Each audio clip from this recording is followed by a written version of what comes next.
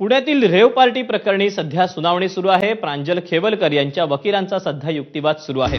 राजकीय षडयंत्र रचून ही कारवाई करण्यात आल्याचं खेवलकरांचे वकील म्हणतात।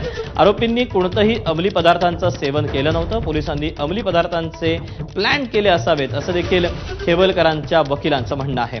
आमच्याकडे घटनेचे सीसीटीव्ही फुटेज देखील असल्याचं खेवलकरांचे वकील म्हणतात। अपडेट जाणून घ्या। मिकी घई आपल्या सोबत आहे। मिकी, युक्तिवाद अगदी जोरदार सुरू असल्याचं पाहायला मिळतंय, काय घडतंय कोर्टात?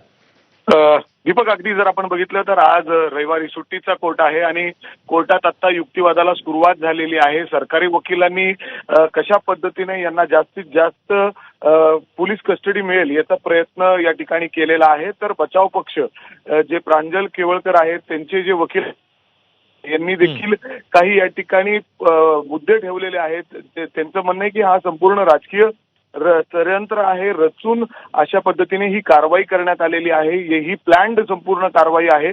तर अंमली जे पदार्थ आहे ते प्लांट करण्यात आलेले आहेत असं देखील आरोप त्यांनी या ठिकाणी केलेला आहे। त्यांचं म्हणणं आहे की या फ्लॅटमधलं संपूर्ण सीसीटीव्ही फुटेज देखील आमच्याकडे आहे, आम्ही ते समोर ठेवू।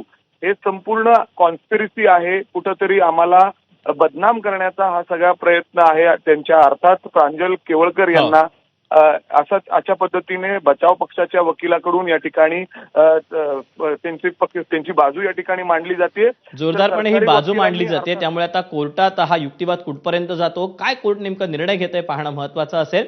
मिकी, अपडेट घेत राहू। तुर्तास धन्यवाद दिलेल्या माहितीबद्दल।